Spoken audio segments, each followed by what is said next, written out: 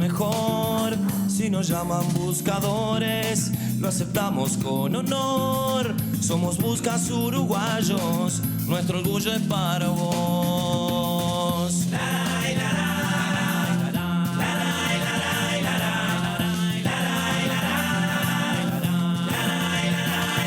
Buscadores de noticias, buscadores de ilusión, buscadores de la vida, buscadores de noticias, buscadores de ilusión, buscadores de la vida, buscadores con pasión. Recorremos nuestro suelo, indagamos con fervor, informamos a la gente con criterio sin error. Muy bien, 14:12 este lunes 10 de agosto.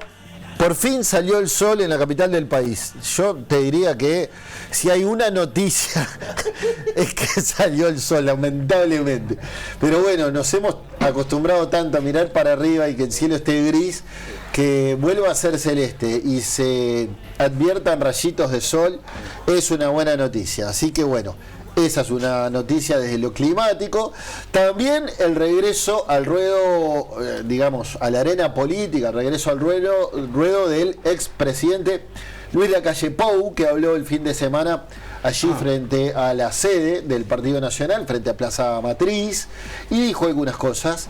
Ya hay ecos de algunas cosas que ha dicho el fin de semana el expresidente Lacalle Pou. También habló hace un rato el presidente de la República, Yamandu Orsi. Mañana hay Consejo de Ministros. Se adelantó Orsi a decir que espera que sea una reunión larga porque hace rato no hay Consejo de Ministros. Espera una reunión de unas 2 horas y media a 3 horas. Una suerte de puesta a punto con todo su gabinete. Y hoy vamos a tener aquí en Buscadores a un senador de la República, un senador de la oposición, un líder político además, como lo es Pedro Bordaberry, que en este caso viene a lanzar un libro, una biografía de un ex líder político del Partido Nacional, pero que también antes pasó por el Partido Colorado. Eso va a ser dentro de un ratito. La biografía de Benito Nardone, a cargo de Pedro Bordaberry. Empiezo a saludar a mis compañeros. Nelson Echegoyen, ¿cómo te va, Checho? Compañeros, el abrazo para todos. Yo en el arranque quiero mandarle la solidaridad al pueblo colombiano que sufrió un terremoto fuertísimo, 7:30 de la mañana aproximadamente, 7.4 en la escala. La verdad que, bueno, con varias ciudades que vieron réplicas y que se vieron afectadas, Cali, Bogotá, Armenia, bueno, Manizales, son algunas de las ciudades, así que, bueno, al pueblo colombiano recién nos estamos, o se está recuperando toda esa región de lo que pasó en Venezuela, con algo similar, hace un mes y poquito. Bueno, ahora le tocó a Colombia.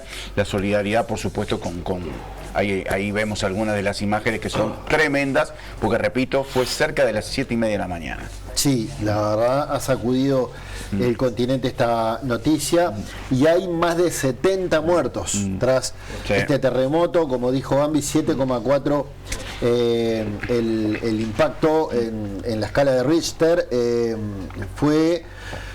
Es el sismo más fuerte de la última década. Esto dijo el Servicio Geológico Colombiano. El epicentro fue en San José de Palmar, en la región del Chocó, y las ciudades más afectadas fueron Pereira y Manizales. Sí.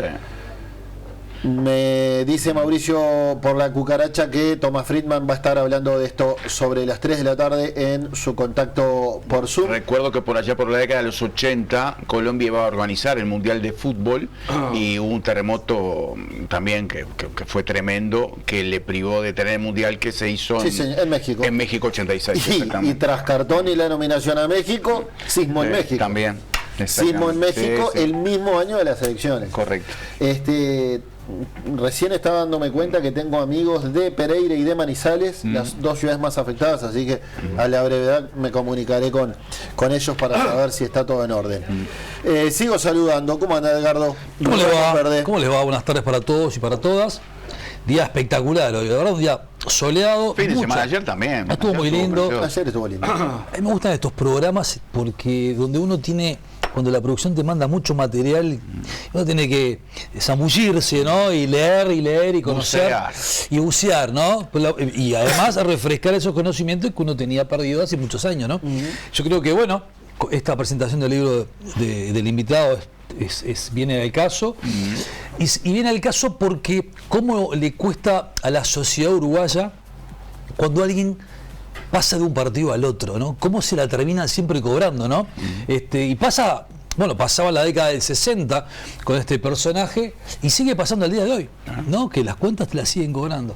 Después, ayer atentamente presté atención al discurso del expresidente de la República, un discurso que me llamó la atención porque fue más que nada dirigido a su colectividad, a la interna. A la interna, en donde fue contundente y me deja tranquilo, como Frente Amplista lo digo, de que también el expresidente de la República haya criticado con mucho énfasis a esos dirigentes políticos de la región, como por ejemplo, que generó una crítica por elevación al presidente Milei, diciendo que no es manera, ¿no?, de tratar a un presidente cuando Milei critica a Lula de la manera que lo hace. Creo que ahí también, y también dijo de que fuerte con las ideas, ¿no? Y algo así, ¿no? Suave con las personas. Y suave con las personas, y creo que eso también lo hace referencia a la interna de su partido, en donde hay algunos senadores y senadoras que me parece que se tienen que haber sentido identificados con esta apreciación del presidente de la calle, que no solo lo hace hacia afuera, tratando de generar puentes. Yo siempre digo que hoy la política es de tender puentes hacia la región, pero hacia los diferentes partidos políticos de esta república. Me parece que fue un discurso que, entre líneas, no solamente deslizó una crítica fuerte hacia aquellos comentarios, ¿no?, que son agresivos y que no suman, sino que restan, sino que también su posicionamiento de que hay que tender puentes con toda la región. Igual me dio la impresión que también con altura, claro, le tiene un palito al presidente Orsi. Cuando él habla de poder y de autoridad, claro, él dice, que en los últimos meses estaba sintiendo cierta melancolía porque estaba a punto de dejar el poder. Dijo, bueno, ¿qué cosa es el poder? Pero antes del poder está la autoridad. Claro. Y hubo un silencio ahí, y algunos analistas políticos entendieron que esa carencia de autoridad se la está marcando al presidente Orsi. También le marcó de hecho, hubo colegas que le preguntaron esta mañana al presidente Orsi qué opinaba respecto a esto, y dijo: no es mi tarea comentar lo que hizo un expresidente de la República. De hecho, fomentamos la libertad de expresión. Se adelantó a decir que habilitó la cadena nacional por los 190 años del Partido Nacional. Así que sin duda, aparte lo mencioné la semana pasada, buen gesto también del gobierno, ¿no? Pero gesto que no tuvo el gobierno en el gobierno pasado, cuando le pidieron madres de detenidos desaparecidos, familiares de detenidos y desaparecidos, cuando le pidieron la cadena de televisión y no se la dieron. También el presidente del Frente Amplio hoy hizo referencia, que le pareció un discurso conciliador, el del presidente de la calle, pero también dijo, cuando hablan de la autoridad, fue la autoridad que no tuvo el presidente de la calle cuando le rompieron los documentos en el cuarto piso de la Torre Ejecutiva. Vino picante, Ramos. La picó Ramos. ¿Y es la verdad? ¿Cómo anda Alberto Silva? Bueno, muy bien, muy bien. Varios temas. También le negó la cadena a la Central de Trabajadores. Es cierto, muy el cierto. 1 de mayo, y hablaba del ministro de Trabajo, algo insólito. Bueno, escuchaba varios temas por lo que veo, y escuchaba a Bambino con esto, el aguante de la gente en Colombia, por supuesto. Yo cada vez que pasan estas cosas me pregunto en voz alta, ¿no? Terremotos, inundaciones, huracanes, todo lo que le pasa a un montón de países. Y aquí que somos 3 millones y poco siempre somos los mismos prácticamente, ¿cómo no podemos resolver algunas cosas? Me genera siempre una gran contradicción y frustración. Pero brevemente, quería detenerme en algo que creo que expone no toda la sociedad, pero un pedacito de lo mal que estamos como sociedad. Y me refiero a lo que pasó con ese grupo de hinchas del Cerro que prácticamente asaltaron un ómnibus. Me parece tremendo todo el hecho. Primero, que haya un grupo de vándalos que se le ocurre que pueden tomar por asalto un ómnibus. Después, que se consideren tan graciosos y tan impunes que lo vayan filmando y lo cuelguen en las redes. Todo un tema de estos tiempos, las redes, el festejar el horror, ir mostrando la gracia de haber copado un ómnibus y amenazar con armas de fuego a un chofer que intenta allí, por lo que escuché, por lo que vi, contactarse con la central. Si le tengo un problema acá, medio ahí, con la cucaracha interna que tienen, esa central que intenta llamar al 911, no entienden qué es lo que pasaba, aparentemente. Lo llama el 911, dice no se escucha bien, le cuelgan, un disparate. Ese ómnibus que va encima protegido por unas motos que van cortando el tránsito, en una parada se bajan los vándalos y le roban a otro hincha, o sea, van cometiendo tropelías y llegan a la terminal y no había nadie, no pasa nada. Y encima, yo entiendo, pobre el trabajador, la tensión, lo que vivió. Por suerte, más allá de eso, no pasó nada, podría haber sido una tragedia, pero para epilogarlo encima, en el momento el sindicato hace un paro, una medida desafortunada. Entiendo el dolor y la preocupación y querer ponerlo en la agenda, pero no era la mejor medida. En todo caso, el paro hoy, avisándole a la gente que había paro. Dejaron clavada a la gente en las paradas sin saber ni qué pasaba, porque tampoco había medios que estuvieran diciendo que había un paro. Todo el hecho en sí, la verdad que me dio mucha pena, porque refleja, reitero, no es todo, no, pero refleja un fragmento de lo que nos pasa como sociedad que es muy delicado, porque allí está la prepotencia, la falta de prevención, la descoordinación, las medidas desacertadas en su momento. Y la impunidad. Y la impunidad. Todo el conjunto, confieso que dije, ¿qué cosa esto, che? Y bueno, quería así brevemente plantearlo, intentar ponerlo en la agenda, en su dimensión total, porque creo que aquí son muchas cosas que van en confluencia. Y como último titular, el tema de las redes y de los medios y todo ese fenómeno, cómo se ha... creemos que no, pero nos atraviesa a todos de una u otra forma. A tal punto, reitero, que hay varias filmaciones que estos vándalos que están cometiendo, no un delito, varios delitos, se están filmando y transmitiendo graciosamente y seguramente aplaudidos por gente que lo estaba viendo y qué sé yo, no sé. Bien. Sí, es un tema que preocupa claramente. A falta de Susi Pecoy, que suele hacer estos recordatorios de efemérides, podríamos decir, vamos a decir que hoy 10 de agosto es el Día Mundial del León, del señor León. The Lion. Así que saludo a... Por esos días ridículos. Y bueno... Porque es ridículo, perdón. El León rioplatense. Pero ¿Por qué es el Día del León? Es ridículo. Así que saludos a nuestro compañero Agustín León rioplatense, que está... ¿Pero qué es para apoyar acá. a León, para Le voy a contar por qué. El rey de la selva. ¿Por qué se inventa este día? Por la finalidad de generar conciencia de conservación y alertar a la humanidad sobre su inminente peligro de extinción como especie. Y además, la fecha es porque un 10 de agosto, pero del año 2015, fue el crimen del león Cecil. Mirá.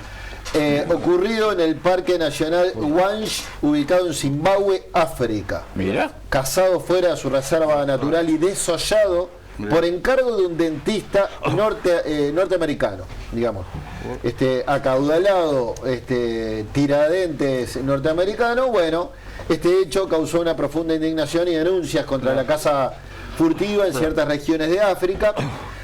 Así que para recordar al león Cecil, desde entonces, los 10 de agosto se recuerda el Día del León. Ahí también como tenemos nuestro propio león, que es Agustín, le mandamos un saludo al león rioplatense. Ahí se demuestra que la IA también se equivoca, fiero, ¿no? Porque no está en peligro de extinción. Está en peligro de extinción en todo caso el león salvaje, pero no va a estar. Eso es mentira. Eso es transmitir a la IA una falsa información. Le he hecho un montón de preguntas de fútbol. A la IA le he hecho un montón de preguntas de fútbol y me doy cuenta que de fútbol no sabe nada. De leones tampoco. Así que leones tampoco. Y de fauna en peligro de extinción tampoco. Bien, ya llegó el invitado. Vamos a recordar las vías de comunicación. En Facebook somos Buscadores TV, en Twitter o X también somos Buscadores TV. El canal de YouTube es Buscadores TV y en Instagram somos Buscadores.tv. Y tenemos un WhatsApp, Bambi, por el cual los televidentes se pueden comunicar con nosotros. 091, o mejor dicho, 092 11 60 00. 092 11 60 00. Con la palabra busca delante de tu comentario, al igual que el 2010. Como te decimos siempre, ¿no? El comentario es completamente libre. Bien, vamos a ver cómo está la cotización de la moneda. Actualizamos la cotización de las principales monedas con Cambio Misiones. En la esquina más importante de la Ciudad Vieja, 25 de mayo y Misiones. Allá está nuestro amigo Tato y te hace el mejor cambio. Consulta al 2917-2917. ¿Su máquina ya no está dejando su ropa limpia y perfumada como antes? Es hora de hacer una limpieza. El jabón y los suavizantes dejan residuos que no se diluyen completamente. Gimo lava máquina de lavar ropas. Elimina residuos, deja la ropa más limpia, no contiene cloro y mejora el rendimiento de la máquina. Su máquina y su ropa aún más limpias y perfumadas con Gimo. Calidad comprobada. Presenta el estado del tiempo, como siempre, todas las tardes aquí en Buscadores. 11 grados la actual temperatura, 61% el índice de la humedad, 15 kilómetros la visibilidad de la tarde y noche. Se presentará con el cielo nuboso, periodos de algo nuboso, baja las temperaturas. Mañana habrá 5 de mínima, 11 de máxima. Esto fue una presentación de los amigos de Droguería Paysandú. Encontrá soluciones prácticas para la limpieza y el cuidado personal con beneficios exclusivos durante todo el mes de agosto. Disponible en tiendas y además en nuestra página web, que es www.drogueriapaysandú.com.uy. Escuchá. Línea automotriz y en la industria que empuja este país. Todo eso es Droguería Paysandú. Los mejores productos para el hogar y la industria. Droguería Paysandú. drogueriapaysandú.com.uy. Muy bien, y Lubrax presenta esta noticia. Se lanzó la campaña para la Noche de la Nostalgia 26. Se realizarán controles de THC en todo el territorio nacional, además de los controles de alcoholemia. Es tiempo de Lubrax. Llegó a Uruguay la nueva línea de lubricantes y fluidos para automóviles, motos, transporte y agro de Lubrax. Máximo rendimiento y protección con un diseño moderno y sustentable. Tecnología que nos impulsa hacia adelante. Protección que nos inspira confianza. Encontrá toda la gama de Lubrax en los principales puntos de venta y en las más de 100 estaciones Action de todo el país. Controlar THC a nivel de todo el territorio por parte de los gobiernos departamentales y por parte del Ministerio del Interior. Esta tarea está a cargo de los agentes correspondientes, inspectores de tránsito y policía caminera, y además va a estar haciendo, por supuesto, los controles de alcoholemia, además de todos los controles que habitualmente se hacen, pero bueno, esta noche particularmente se hace énfasis en lo que es consumo de THC y consumo de alcohol a la hora de conducir. ¿Cómo van a reforzar los operativos en la calle? Bueno, los operativos que están a cargo de cada uno de los gobiernos y de la policía caminera se están preparando de una manera consciente y segura para, ya les digo, poder hacer todos los controles necesarios, como todos los años. Nosotros vemos que esa noche hay un fuerte control. La respuesta es buena porque la gente sabe que se sale, pero bueno, abocamos también, reforzamos este concepto de quienes vayan a salir, que bueno, planifiquen su viaje. Planificar implica también saber cómo vamos a volver. Hay muchas opciones, entonces quienes opten esa noche por salir y tomar alcohol, que consigan otra manera de trasladarse luego en un vehículo. ¿Funciona el concepto de conductor responsable en estas instancias? Bueno, la idea es que si una persona sabe que va a manejar a la vuelta, no consuma, ¿no? Conductor responsable deberíamos ser todos, incluso a la hora de cuando no somos conductores, que el consumo sea responsable, que no sea un exceso, ¿no? Que esa es la apuesta también. No está prohibido consumir, lo que está prohibido es consumir y manejar bajo los efectos, pero bueno, todos deberíamos ser responsables a la hora de conducir porque hay problemas con los excesos. Don Osvaldo es auténtico, popular y uruguayo. Así es Don Osvaldo. Hecho con ingredientes naturales, es una marca que acompaña cada momento entre amigos. Vermú, grapamiel, licores, amargue más. Don Osvaldo, un trago, 1000 historias. Distribuye Mendoza y Vibur por el teléfono 2204-1897. Con la garantía de alquiler de Puerto Seguro, el trámite es en el momento, fácil y sin costo para el propietario. Además incluye asistencias al hogar sin cargo. Porto Seguro, alquilás tranquilazo con el mejor respaldo. Muy bien, y los amigos de Círculo Láser presentan la primera entrevista del día. Vivir sin lentes es posible, ya no tenés que irte a Buenos Aires para operarte. Te esperamos en Círculo Láser. Consulta informativa sin costo por miopía, hipermetropía y astigmatismo. Sin bisturí, 100% láser. No aceptes imitaciones. Descuentos especiales para socios del Círculo Católico, instituciones con convenio. Además, 24 y 36 cuotas sin recargo con BBVA. Llama al teléfono que tenés en pantalla o date una vuelta por Minas y Soriano. Bien, es un gusto recibir en la mesa de buscadores al senador del Partido Colorado, Pedro Bordaberry, en este caso por el lanzamiento de este libro, Al trabajo y adelante, vigencia y legado de Benito Nardone Chicotazo, de Penguin Random House. Así que le damos la bienvenida a Bordaberry. ¿Cómo anda? Bien, muchas gracias por la invitación. ¿Cómo nace la iniciativa de esta biografía, semblanza de Nardone, que es también una suerte de reivindicar esta figura política, ¿no? Sacarla del olvido y explicarle a los nuevos lectores quién fue? Mira, fue medio por casualidad. A ver. Tengo un amigo argentino que hace 4 o 5 años se tuvo que venir al Uruguay porque era refugiado político, lo estaban persiguiendo allá. Digo era refugiado político porque cuando cambió el gobierno le levantaron todo y pudo volver y hoy vive en Argentina. Pero en esos tiempos, cuando vino acá, él tenía sus abogados, etcétera, pero yo le hice un poco de contención, ¿viste? Porque tuvo que dejar a la familia, se quedó lejos. Y profundizamos la amistad, la verdad, esa es la realidad. Y él tiene allá una editorial y me dijo, quiero hacer una serie de historias sobre políticos del Río de la Plata. Ajá. Y él allá estaba haciendo, otra persona le estaba escribiendo sobre Moreno, otro sobre Alberdi. A mí me dijo inicialmente hacer sobre Figari. Yo le dije, no, Figari ya escribió Sanguinetti. No vamos a competir con eso. Es soldado que huya, ¿no? Claro. Aparte correligionario. Y le dije quién era esto y me dijo, la propuesta fue 10 páginas de una biografía y después solamente textos de él. Y me metí y al año y medio me dijo, y le digo, mira, me salió esto, que no era lo que me había pedido, porque 10 páginas de biografía ya había un libro. Y me dijo, mira, no es lo que yo quiero, pero vamos a llevárselo a Penguin, que estoy seguro que le va a interesar. Y Penguin le gustó y aquí estoy conversando contigo. Está bien.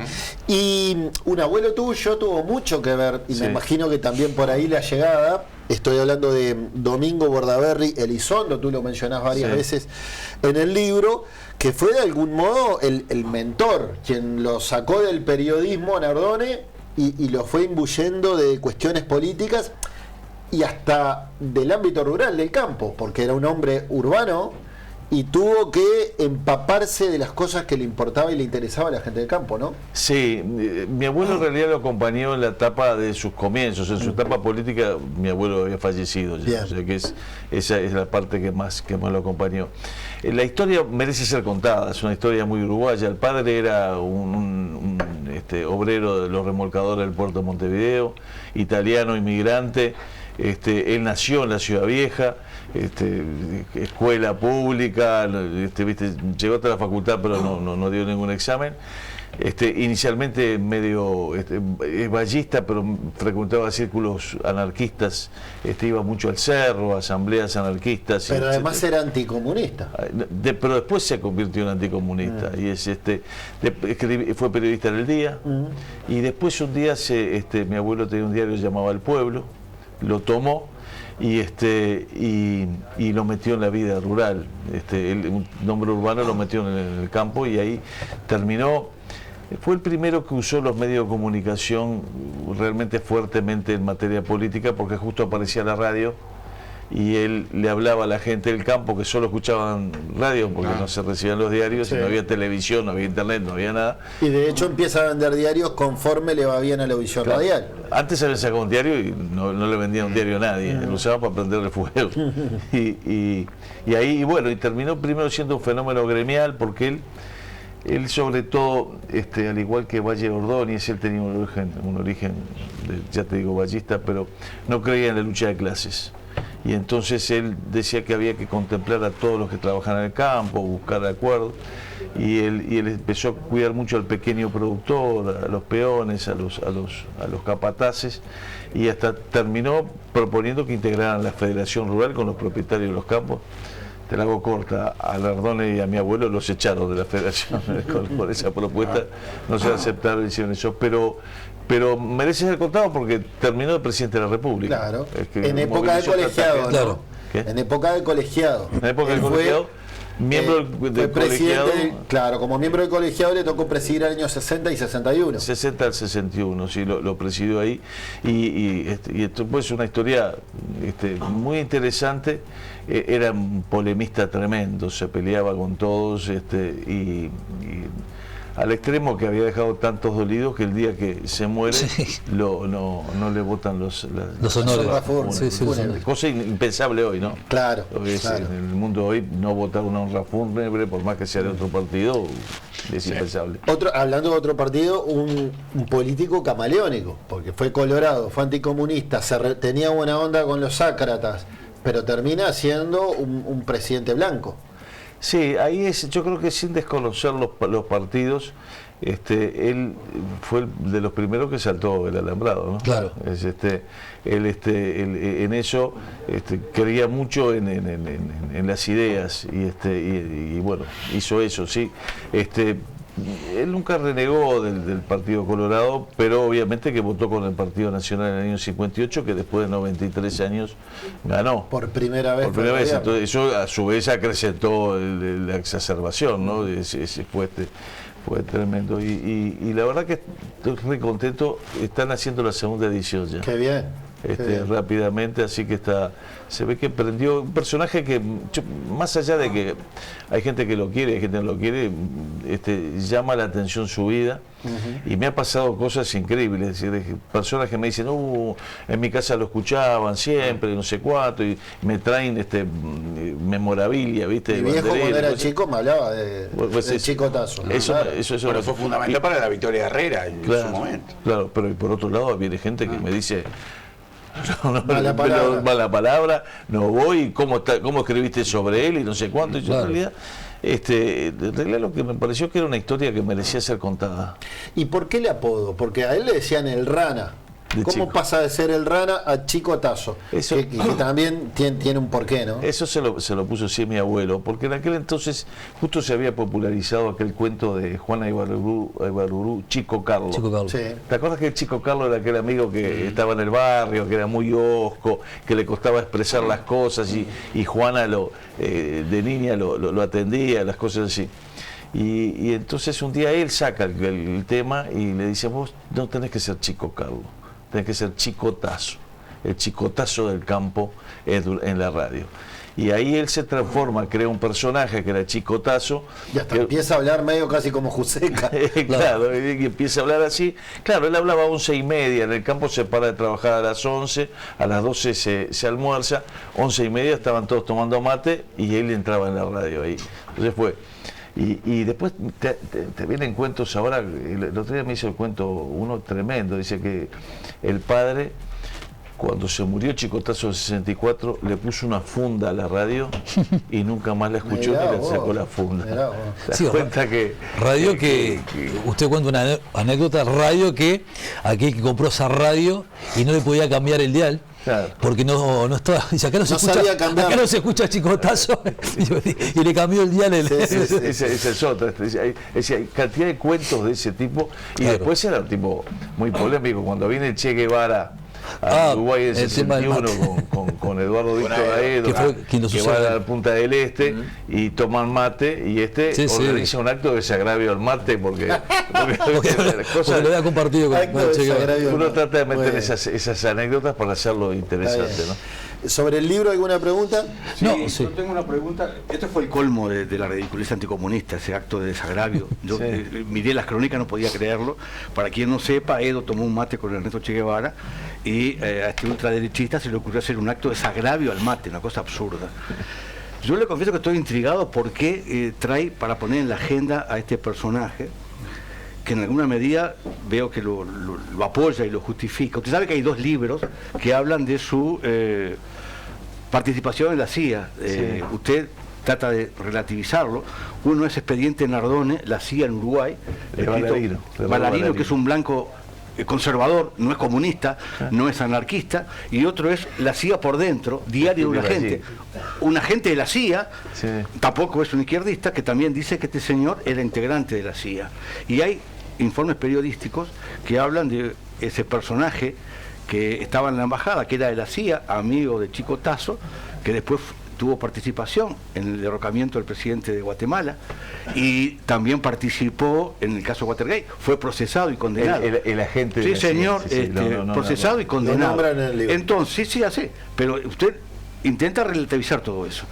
Ahora, habiendo dentro de su partido, no le hablo del Partido Nacional, ni de la izquierda, ni no, dentro de su partido, pienso en Domingo Arena, Héctor Grauer, Baltasar Brum, Selmar Michelini, pienso en mujeres, Alba Roballo, Adela Reta. ¿Por qué eligió a este personaje y lo pone en primera plana y lo justifica y hasta dice que parte de su legado tiene vigencia? La verdad que me cuesta entenderlo. Sí, mira, antes que nada, yo creo que el Uruguay después de 60 años podemos hablar libremente de todos los temas. Totalmente, ¿no? Totalmente. Si después de 60 años... Totalmente. Baltasar Brum, un colorado que se mata por la libertad, que fue presidente también. ¿Por qué no un libro de él? Bueno, Héctor Grauer, que lo asesinan en la ruta, ¿por qué no? ¿Hablas tú o hablas? No le digo, para explicarle por qué. Yo creo que sobre todos ellos se escribió mucho sobre Valle, etcétera, pero yo te digo cómo me encontré con el personaje. Me lo encontré. Y me parecía que una historia que merecía ser contada. Eso es lo primero. Sobre lo de la CIA no lo eludo, lo trato expresamente. Fui al libro de allí. Lo único que dice allí en su libro es que a partir del cual escribe Ballarino, que está muy bueno el libro de Ballarino también. Él dice que en Montevideo, él llega ya tarde en Montevideo, ¿no? En Montevideo la agencia hacía las típicas operaciones políticas a través de Benito Nardone. No dice que era agente, no dice que se le pagaba. Tú sabes que después de mucho tiempo, por suerte en Estados Unidos, se abren los archivos. Es decir, no era Vivian Trías. Vivian Trías era una persona que estaba realmente bajo sueldo, está aprobado, le pagaban. Es decir, yo creo que el agente es aquel que le pagan para operar a nombre de una agencia extranjera. Él no se eludió, él tenía notoria simpatía por los Estados Unidos, tanto que cuando él visita a Eisenhower, el presidente de Estados Unidos, resulta que demora su llegada para que Nardone asuma en el 60 para recibirlo. Entonces, ese es el tema.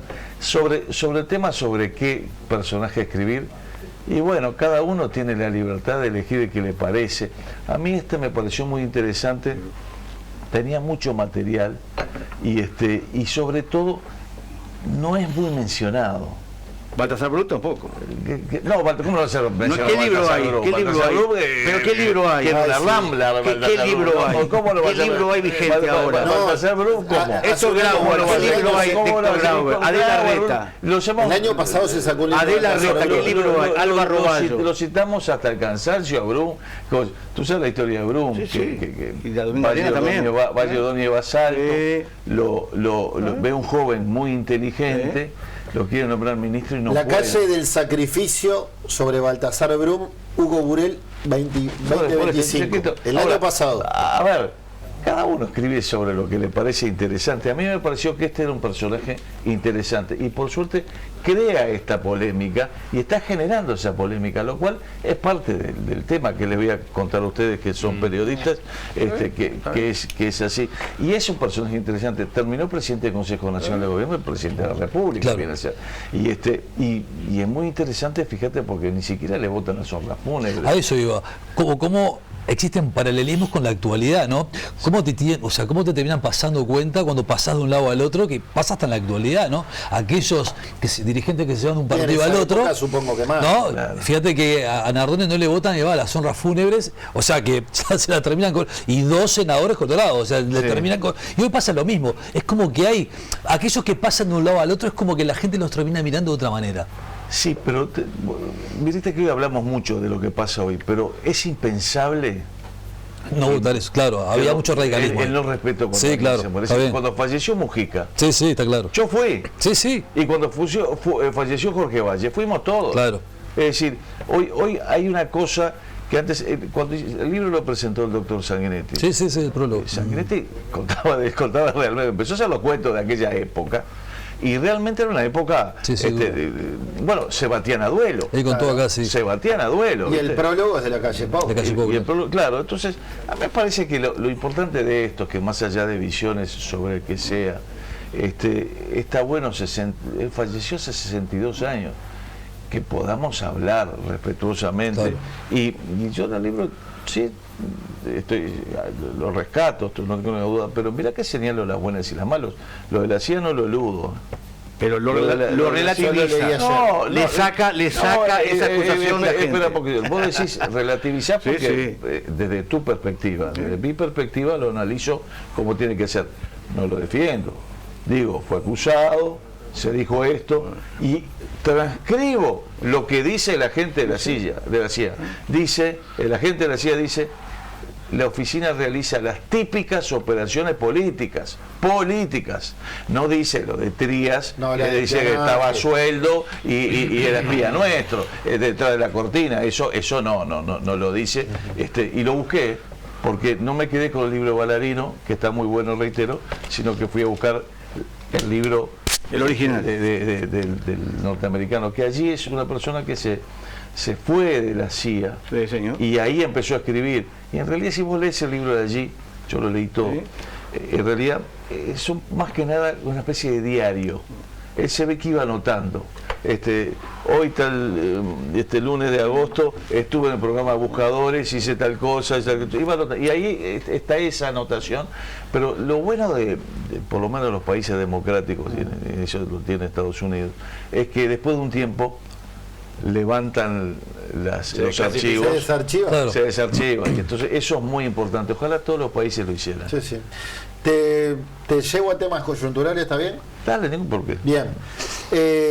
No, bueno, porque el motivo inicial era hablar del libro, pero entiendo que hemos hablado y quedó bien defendido. Está bien. Pedro, la semana pasada hicieron ruido algunas declaraciones tuyas, hasta dirigentes del oficialismo se manifestaron sorprendidos. Yo entrevistaba el miércoles pasado en el streaming a Gustavo González del Partido Socialista y decía que le llamaba la atención las expresiones del senador Bordaberry cuando dijiste algo así como si no le dan los huevos al Frente Amplio para votar el arresto domiciliario de quienes están hoy en Domingo Arena.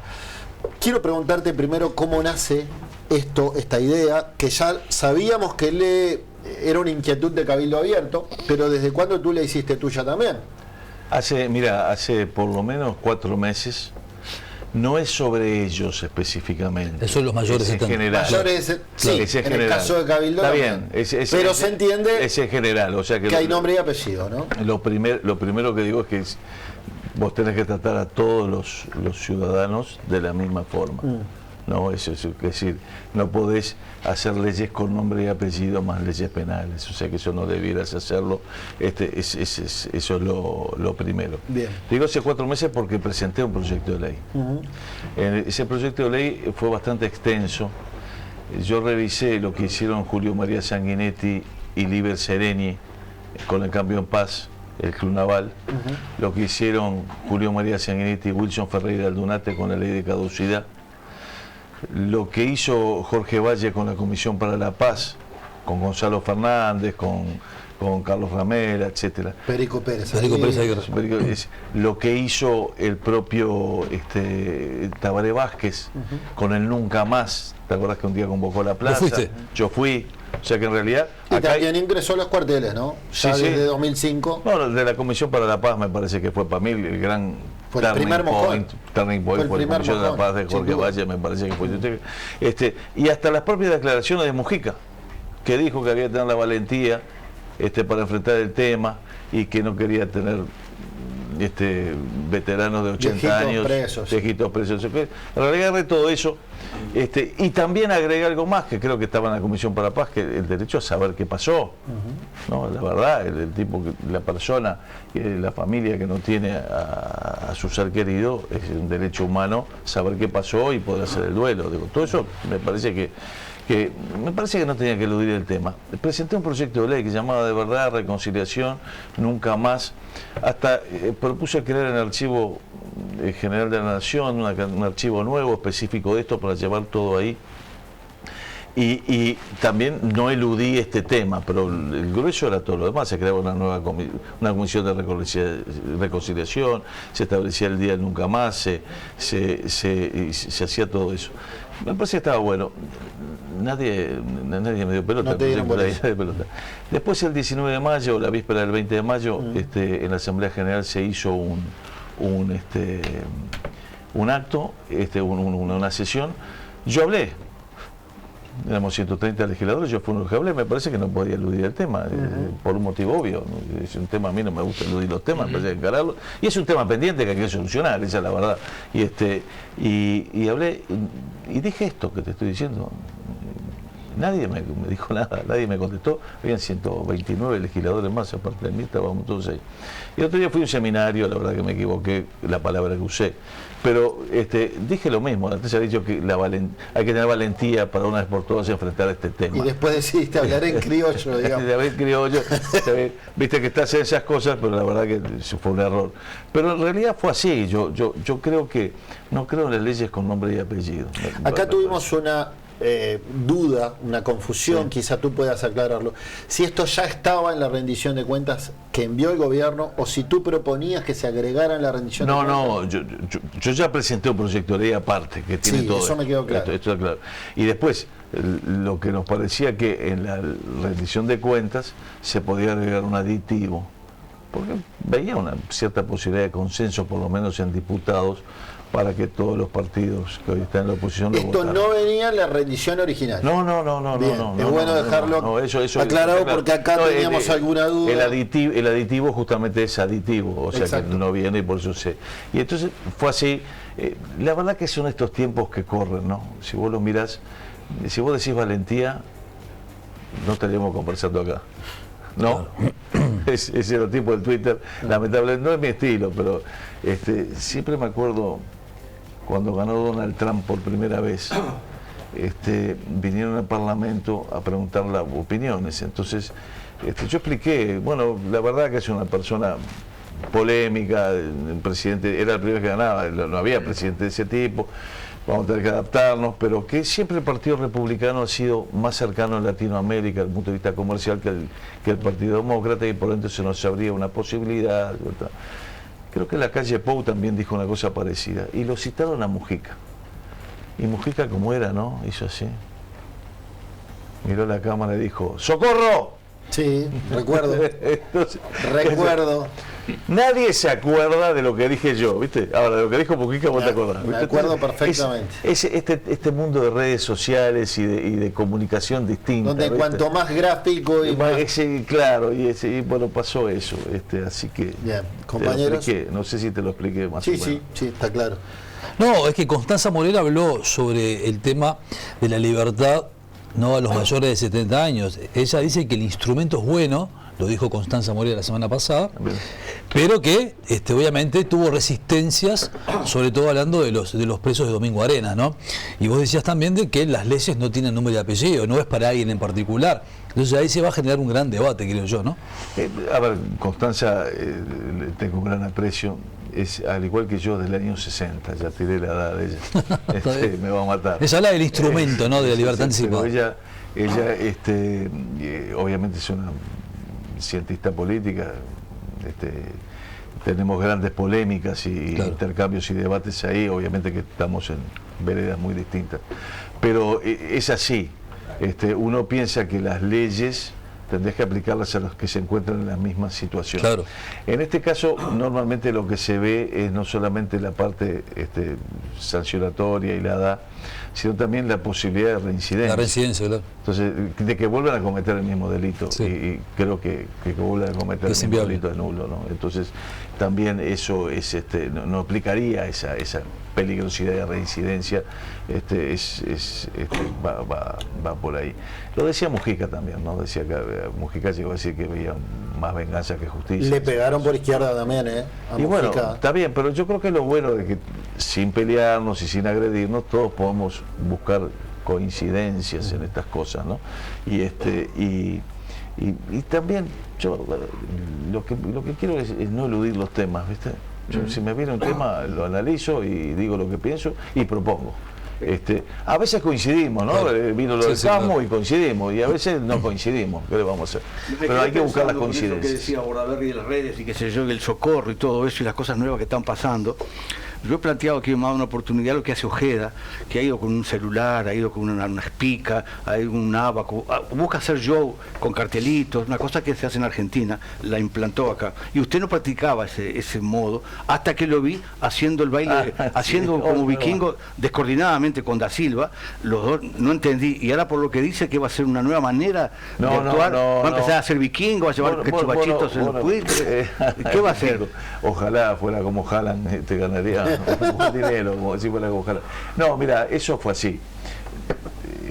Nosotros... Me llamó la atención cuando lo vi haciendo eso, aparte a destiempo con el otro, la verdad no entendí. Y festejando que no votaban algo. No, esa es una interpretación tuya. A mí lo que no me gusta es cuando ¿qué te puede interpretar cuando usted hace así? Por la Berry. Pero si usted me dice para un poquito. No, déjame contestarte, porque si no, vengo me siento en vez de contestar otro día. Déjame contestarte. ¿Y me deja después responderle? Tú después respondes lo que quieras. Perfecto. Nosotros somos más de 60 legisladores de la coalición republicana. Resolvimos tener una posición unánime, lo cual no es fácil, porque 60 voluntades y nosotros no somos como de regimentarlo, tenemos que convencerlo. Empezamos a tratar de buscar eso, y lo que habían dos posiciones, una decir que no a la rendición de cuenta de entrada y otro era decirle al final. Y nosotros resolvimos, por suerte, en un camino del medio para aunar las posiciones, fue que primero venía el ministro y hacerle preguntas. Para mí una era fundamental, que era que el ministro de Economía y el Frente Amplio quieren dejar de exigir enviar a los niños a la escuela para hacer las transferencias. Quieren dejar de exigir la obligación de llevar a los niños a los centros de salud a atenderse para hacer la transferencia para combatir la pobreza. Eso para mí era fundamental, porque coincidiremos que en el Uruguay la escuela es obligatoria, por suerte, y entonces que desde el gobierno se esté diciendo que no va a ser obligatorio, igual le van a dar el dinero, me parecía una barbaridad. Entonces vino el ministro, lo esperamos, lo vinimos. Yo no estoy en diputado, estoy en Senado, pero fui a la comisión de diputados, le hicimos las preguntas esas y otras más, 5. El ministro nos dijo que no, o no nos contestó. Entonces salimos para afuera, volvimos a hacer una reunión, imagínate 60, y ahí remándola, porque ese es un término diario todos los días, una metáfora cotidiana, logramos un consenso, que todos estábamos de acuerdo, blancos, colorados, independientes, estamos de acuerdo en que si no cambiaba esa cosa básica, se agregaba otra más.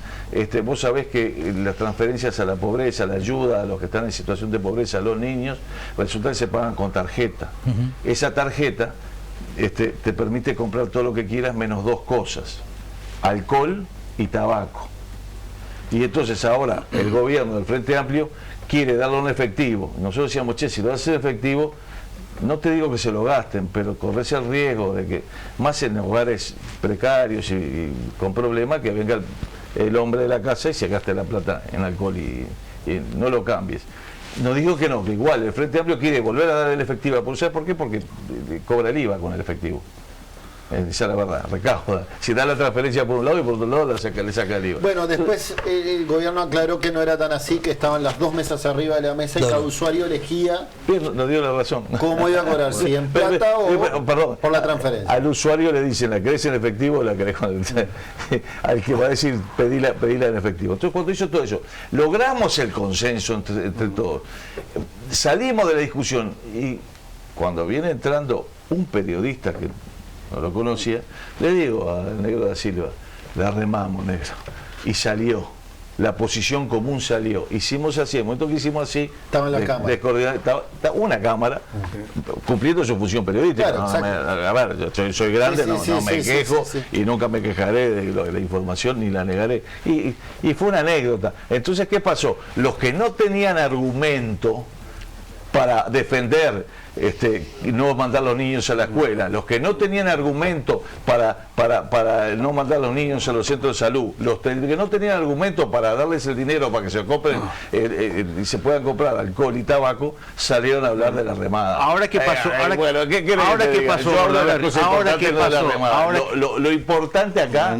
Lo importante acá son los niños. Totalmente. Lo importante es que los niños vayan a la escuela. Totalmente. Lo importante es que los niños se atienden en el centro de salud. Clarísimo. Lo importante es que el padre no agarre ese dinero y se lo gaste en otras cosas que no sean los niños. Eso es lo que importa. Totalmente. El resto son anécdotas. Bueno. Acá vamos a hablar de las cosas importantes y esa es la de fondo. La de fondo es esa. El señor O'Donnell y el Frente Amplio salieron a decir, che, la remada. No hable de la remada, háblame de esto, háblame de los niños y la Ahora qué pasó, Bordaberry. que Ahora qué pasó. Está muy bien todo lo que argumenta, lo argumenta con firmeza, está muy bien. ¿Esa remada descoordinada con Da Silva fue feliz o no fue feliz? ¿Se prestaba a distintas lecturas, sí o no? Voy a estar feliz. ¿Le gustó? ¿Estás listo? Voy a estar feliz el día que estén los niños en la escuela. Vas a ir voy a estar remando. feliz el día que los niños los lleven haciendo al morisqueta centro en de el salud. Parlamento. Eso, voy a estar feliz. Esa Bien. es mi felicidad. Lo que tú decís esa es mi felicidad. A ver Es si te así. interpreto A bien, ver, yo te Pedro. entiendo. Yo quiero hablar de esas cosas. ¿Qué le interesa a la gente? Pero por algo a lo mí hizo, me por parece algo lo que hizo la Da gente Silva. le interesa El abaco que los que niños lleva vayan a la Ojeda. escuela. Ese es el tema. Y eso es lo que tenés que hacer y eso es lo que tenemos que luchar. Después, ¿sabes qué voy a hacer? La voy a remar para que vayan a la escuela. Senador, La voy a remar para que vayan a los centros de salud. Conjunturalmente coincidió. Para eso voy a remarla y voy a seguir remando. Pedro, Voy a seguir remando. conjunturalmente coincidió con que Noruega celebraba así las victorias en el Mundial. Obvio. Entonces, a ver, creo que puede llegar a interpretarse, desde mi juicio, mal interpretarse como un gesto frívolo. Yo entiendo que ahora que te escucho, si tú decís, la remamos, juntamos 60 voluntades. ¿Sabes lo que es juntar 60 voluntades en el Parlamento? Sí. Si no uno es entiende fácil. el motivo. senador, también es cierto que se han revinculado más de 2.600 alumnos a la escuela pública nuevamente. Es un inicio, algo es algo, ¿no? En comparación. ¿Qué cosa? Se han revinculado 2.600 alumnos. Sí, porque ese es el camino. El camino es que vuelvan a la escuela. Es fundamental. Esa es la realidad. Y esa es una conexión, es un argumento. Che, mirá, tenés que hacerlo así. Y tenés que pensar en los padres de esos niños que no los mandan a la escuela y los padres que son la enorme mayoría de los que los mandan. Claro. Porque el Estado ayuda, y está bien que ayude. No le pide que trabajen, no le pide que hagan nada. Lo único que le pide es que lo mande a la escuela. Y todos sabemos que mandar a un chico a la escuela no es fácil. Te tenés que levantar temprano, tenés que levantarlo, tenés que acompañarlo, tenés que llevarlo, tenés que darle la merienda, tenés que ir a buscar, tenés que hacer cosas. Te implica un trabajo. Bueno, eso es lo que el Estado te pide. Te pide que agarres a tu hijo y lo lleves ahí. Y lo otro, que quizás es todavía más grave, todavía o tan grave como eso, es que lo lleven a los centros de salud. Porque vos fijate que hay cosas que si vos no se arreglan entre los 0 y 4 o 5 años, Sí, claro. no se arregla nunca más en la vida. Y entonces, ahí no podemos cerrar. Y súmale el mensaje. El mensaje es, ahora no vamos a exigir mandar a la escuela. Como sociedad, como valor. Tenemos que escribir y repetir, José Pedro Varela, la escuela laica, gratuita, pública y obligatoria. Está en la Constitución. Lo que yo te pido, Estado, a ti que estás en una situación complicada, te voy a ayudar, te voy a dar dinero para salir adelante, para la crianza de tus hijos. Lo único que te pido, mandalo a la escuela. Muy bien. ¿Alguna pregunta más? Bien. Bambino está de fiesta con el nuevo Belvedere. Sí. El sábado en el Salón Azul. Es este Opa. sábado en el Salón Azul, de modo compañía. 18:30. Dice que va a estar espectacular. Sí, han hablado del estado. Pará. Si vamos a hablar de fútbol, vos que estuviste mucho tiempo en Torque, ¿qué pasó? ¿No quisieron prender las luces? No sé, es raro, ¿no? Algunos dicen Qué casualidad. Que dice que fue la... Ya que tú te pregunto, Porque yo creo que se habla de ¿Estamos haciendo 3, 4 goles? ya que estamos te pregunto, porque ahí donde estás sentado vos mismo, vino por otro tema, pero también se preguntó y se postuló Pablo Ferrari. ¿A dónde? A presidente de la AUF. Y bueno, cada uno se postula lo que Pero quiere. hay gente Colorado, que ¿cómo era, sugiere tu además? nombre también. ¿El mío? Sí. Gracias, gracias, te agradezco. Te agradezco, agradecerle a la gente de Alonso. conmigo no habló nadie, ¿viste? Esto es como los jugadores de fútbol. Pero ¿viste? si mi nombre es solución. Es como si los mi nombre es solución. Mire, el jugador es el último en enterarse. Así que te habla con mi representante. Está bien. Pedro Bordaberry, senador del Partido Colorado, gracias por esta charla, Buscadores. Gracias a ustedes. Al trabajo y adelante. Pará, bien dicho, vamos a recordar al trabajo y adelante, así se llama el libro de esta suerte de biografía de Benito Nardone, Chicotazo, que repasa su vigencia y su legado de editorial sudamericana Penguin Random House. Presentó Macromercado. Tengo pensado mi surtido, lo que busque lo voy a encontrar. Lleno el carro y voy sin prisa, siempre tengo una sonrisa. Cuanto más compras, menos pagas. Siempre voy a Macromercado, siempre voy a Macromercado. Más compras, menos pagas. ¿Qué negocio Macromercado? Siempre voy a Macromercado, siempre voy a Macromercado. Macromercado. Cuanto más compras, menos pagás. Las primeras empanadotas horneadas del Uruguay son además las más deliciosas, con una masa exclusiva de maíz y trigo, crocantes, crujientes y con los mejores rellenos caseros, ideales para pedir un fin de semana, aunque los lunes también son una buena opción. Y quien dice lunes, dice martes o miércoles. Cerramos en jueves y las que sobran las almorzás el viernes. Siempre es un buen día para pedir unas locotas, locamente irresistibles. Muy bien, ya tenemos a Tomás. Bien, lo presenta Volcanes Grava, Bambi. Sí, señor, Volcanes Grava. ¿Ya probaste los nuevos Volcanes Petit Gâteau? Llegaron los clásicos de chocolate y dulce de leche y ahora también las nuevas variedades de chocolate con coco y pistacho. Son ideales para darte un gusto en cualquier momento. Solo los pones en el microondas y en 30 segundos tenés el mejor postre. Búscalos en tu supermercado más cercano. Muy bien, tenemos a nuestro compañero Tomás Friedman del otro lado, que supongo, entre otros temas, nos va a hablar de la situación en Colombia. ¿Cómo andas, Tomás? ¿Qué tal? Buen día, Checho. ¿Cómo están ustedes? Bueno, es una lástima tener que empezar la semana con una noticia tan triste, tan trágica, ¿no?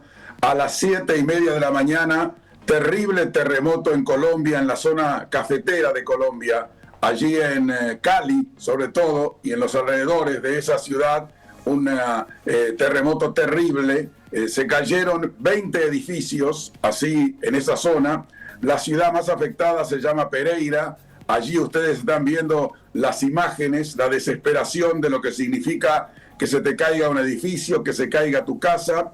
Hay una cantidad impresionante de personas que están bajo los escombros. Hoy a esta hora, el objetivo fundamental de las cuadrillas de rescate que tiene Colombia, que son bomberos, policías, soldados, la Cruz Roja y voluntarios, todos actuando en forma coordinada.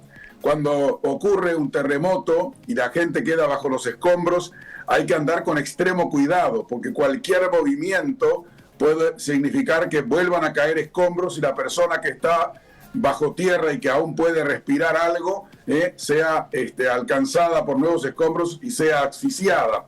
Quiere decir que hay ya más de 80 muertos, se estima que las víctimas serán más. El presidente Abelardo de la Espriella, que acaba de asumir, acaba de decretar Colombia en estado de desastre nacional. Fíjense ustedes qué paradoja, ¿no? Asumió hace 48 horas la presidencia de Colombia. Estaba en Barranquilla porque él estaba proponiendo una descentralización de Colombia, vive en Barranquilla y estaba haciendo sus primeras medidas de gobierno no en Bogotá, sino en Barranquilla. Viajó inmediatamente, evidentemente, a Bogotá, donde está el Centro Nacional de Coordinación para Situaciones de Emergencia, y ahora desde allí está monitoreando esta situación. Además, en esa zona hay un volcán que se llama Pucerá, que estaba en alerta naranja, que determinaba que podía entrar en erupción en cualquier momento. Y lo que es la naturaleza, ¿no? El volcán entró en erupción esta mañana, simultáneamente con el terremoto. Un volcán que está en este momento con una erupción de 700 metros por sobre el cráter del volcán, con una erupción de lava y de cenizas que están llegando a las poblaciones aledañas, provocando todo lo que eso significa para los pulmones y para la respiración. Se va a esperar en las próximas horas que llegue ayuda internacional, que es urgente y necesaria, gente especializada con perros y con máquinas especiales para detectar gente bajo los escombros. Esto va a demorar entre algunas horas y algún día. A esto se agrava que todos los aeropuertos que están alrededor de Cali, de Pereira, de esas ciudades están cerrados y la ayuda debería llegar por vía aérea, helicóptero o avión, y ahora parece que es muy difícil eso. Se van a utilizar algunas bases militares que hay en la zona para que pueda llegar la ayuda. Es decir, un país en tragedia, un país en desastre, un país en muerte terrible. Ustedes imaginarán la gente que hasta las 7:30 de la mañana se aprestaba a vivir un día de vida normal, tiene que vivir esto, y ahora la desesperación, no sé dónde está mi familia, no sé dónde están mis hijos, mis padres, mis amigos. Es una gran confusión, pero esto es lo que ocurre siempre hasta que se logra estabilizar la situación y establecer un sistema de coordinación que permita una búsqueda más racional de la gente que está desaparecida. Fíjense ustedes que muy cerca de allí en Venezuela, hace poco tiempo, ¿no? El 24 de junio, tuvimos 2 terremotos terribles que en Venezuela causaron miles de muertos, destrucción. Todavía están en Venezuela en la etapa de reconstrucción, en la etapa de ver cómo van a superar esta situación. Quiere decir que la naturaleza en toda esa zona, que es zona montañosa sobre todo y que es zona de volcanes, la naturaleza está en un momento de reaccionar, como dicen los expertos que hablan del cambio climático, en un momento en que la naturaleza se enoja por distintos motivos y reacciona de esta naturaleza. Esperemos que los hermanos colombianos, que van a recibir sin lugar a dudas una gran solidaridad internacional, ya viene de Estados Unidos, de la Unión Europea, de Rusia, de China, o sea, hay un sentimiento evidentemente frente a esto que tiene que ver con la solidaridad. La Tierra está enojada en general, ¿no? En Europa, con temperaturas altas que ocasionaron 2.000 muertos. En China, hoy en Shanghái, fíjense, una de las ciudades más importantes de China, hay un tifón. Un tifón son vientos huracanados y lluvias impresionantes. Allí en Shanghái, 1 millón de personas fueron evacuadas de sus hogares. 1 millón. Es como decir, casi todo Montevideo evacuado de sus hogares, y eso sigue hacia el interior de China. Este es un fenómeno que en China ocurre con bastante asiduidad. El hecho, de que existen situaciones estas generadas por un tifón que tiene una lluvia torrencial muy grande y vientos muy, pero muy impresionantes. Allí ustedes ven algunas de las escenas de cómo están reaccionando. Los chinos, que están preparados, tienen un protocolo de actuar cuando les llega al celular el anuncio: cuidado, viene tifón, cuidado, viene lluvia.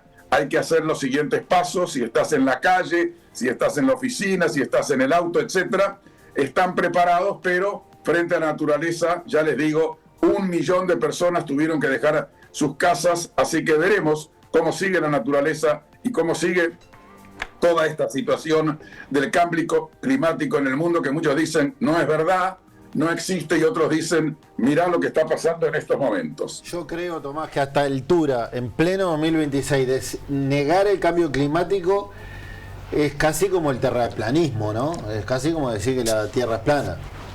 No, yo estoy de acuerdo contigo totalmente, sin ninguna duda. Esto es una realidad del mundo, que está cambiando el clima, está cambiando la naturaleza. Fíjense que aquí en Uruguay el gobierno se está preparando para recibir al niño o la niña, o van a llegar los dos de aquí a fin de año. Se esperan inundaciones, lluvias. Ya fíjense que los cultivos en Uruguay de soja se perdieron en un 50%, la mitad de los cultivos perdidos por la sequía. No son cosas que ocurrían muy habitualmente en el Uruguay, ahora ocurren. O sea que hay un hecho real, hay una situación, como tú decís. Negar esto es como decir, bueno, niego la existencia del oxígeno para respirar. Bueno, pero es así. Mientras tanto, el estrecho de Hormuz sigue cerrado. Donald Trump no sabe cómo manejar la situación, no la puede manejar. El petróleo está otra vez en $85. Los acatollos están inflexibles. y el momento otra vez de crisis energética, de crisis del petróleo. Allí está el estrecho, ustedes lo están viendo, está cerrado, muy pocos barcos pasan los barcos que Irán y que Omán quieren, los otros no pasan, y bueno, todo esto genera, después de tantos meses, que Donald Trump no puede lograr una vía de diálogo con los ayatolas iraníes y con el ayatola principal, que está desaparecido, que nunca apareció por temor a que lo maten, y está escondido. Es el hijo del ayatola principal que gobernó Irán durante 47 años, el ayatola Khamenei. Este es el hijo, que dicen que fue elegido el sucesor para gobernar Irán, pero nunca apareció ni siquiera en un video por televisión. Aparecieron de él comunicados, y normalmente habla el canciller iraní. Y ahí está el vicepresidente de Estados Unidos hablando hoy precisamente y diciendo que Estados Unidos tiene una paciencia limitada y que en algún momento habrá que tomar alguna medida drástica, porque no puede ser que 5 meses estemos negociando y todos los días agregan algo nuevo y todos los días imponen una nueva condición para esto que es el estrecho de Hormuz. Hoy ellos están aparte muy afirmados en el decir, a partir de ahora, por el estrecho de Hormuz, si quieren pasar hay que pagar. Y ellos dicen, como antecedentes, esto ya existe. En el canal de Panamá se paga, en el estrecho de Suez se paga. Bueno, aquí dice, habrá que pagar también, estamos de acuerdo en eso, Irán y Omán, que son los dos países que tienen costas sobre el estrecho de Hormuz, que se hizo tan famoso y tan conocido en todo el mundo. Les termino diciendo solamente que la guerra en Ucrania sigue todos los días y que ahora es una guerra de robots y es una guerra de drones sin pilotos. Y con eso se está generando entonces una guerra de inteligencia artificial con una destrucción terrible, y una guerra de la cual nadie se ocupa hoy, porque Trump está ocupado con el estrecho de Hormuz y con los iraníes, y también con la situación en Gaza, donde no logra que Israel y Hamás se pongan de acuerdo para iniciar una nueva etapa. Y entonces esta guerra, que tiene 5 años, ni hablar de Naciones Unidas, que no se ocupa en absoluto de esta situación, y la Unión Europea, con graves problemas internos y falta de liderazgo, no tiene la capacidad hoy de poder intentar que Putin y Zelensky puedan acercarse. Por el contrario, están cada vez más, pero más lejos. Bien, gracias Tomás, te mando un abrazo grande. Saludos. Un abrazo, y donde nos encontramos siempre, querido Checho. En Buscadores. Sí, señor, hasta mañana. Te esperamos por acá en cualquier momento. Presentó Carrica. BYD ya está en Carrica Automóviles. Pasá por la nueva casa en Avenida Millán 4537 y conocé la revolución eléctrica que está cambiando el mundo. Autos inteligentes, eficientes y con la garantía de confianza de siempre. Carrica Automóviles. Seguí la corriente con Carrica.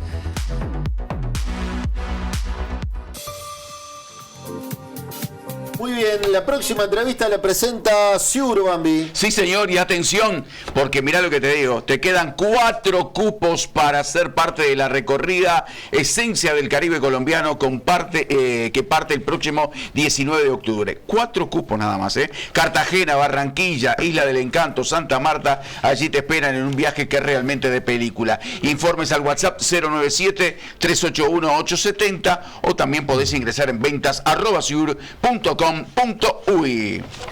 Vamos a charlar con Victoria Jiménez, directora del documental uruguayo Cuerpos en Tránsito. Para ir entrando en clima, vamos a ver el tráiler de la película. Mirá.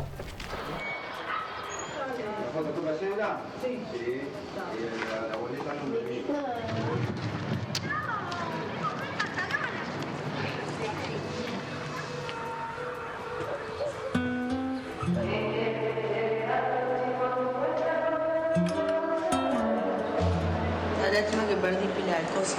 Hoy tuve un apego. Ha vivido demasiado para los 20 años que tiene. Madre, yo sé que en todo momento que esa. Luchando contra un espejo que prefiero sea de parejo y no el reflejo.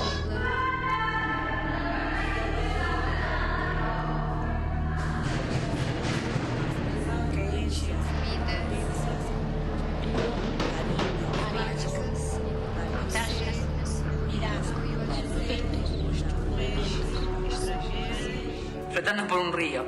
Así estoy yo ahora, creo.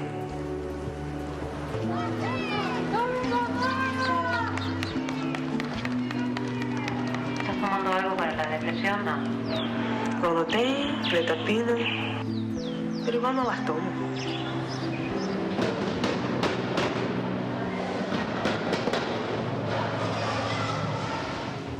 Me sentí que estaba en otro lugar, un lugar tranquilo, con paz, serenidad. Corrió una brisa suave. Solo faltaba yo y vi un banco así que con el árbol así lo veo, lo vi, no lo veo, esperando por ti.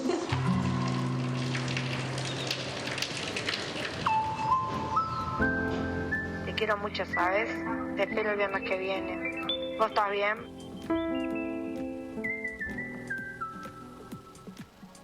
Bien, un documental que solo de ver el tráiler ya me doy cuenta que es fuerte, ¿no? Victoria, buenas tardes. Buenas tardes. ¿Cómo nace la idea? Bueno, la idea nace por allá por el 2015.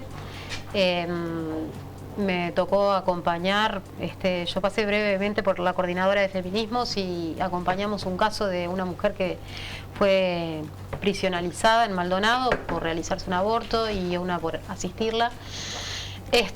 A partir de ese momento enlazo dos temas que tienen que ver con mi vida, diría yo, o sobre todo a partir de la adolescencia, que por un lado es mi perspectiva feminista y por otro lado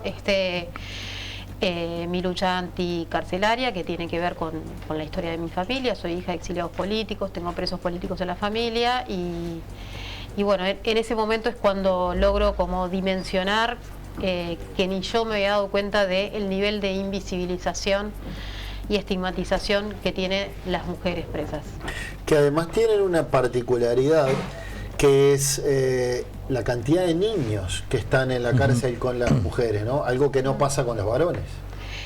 Bueno, no, lo que en ese documental, esto fue filmado en Unidad 5, esos niños están de visitas. La unidad que tiene niños es la Unidad 9 y esto se filmó en la Unidad 5. Bien, los niños que pueden estar con las madres tienen que estar, o sea, tienen que ser muy chiquitos, después ya no pueden estar.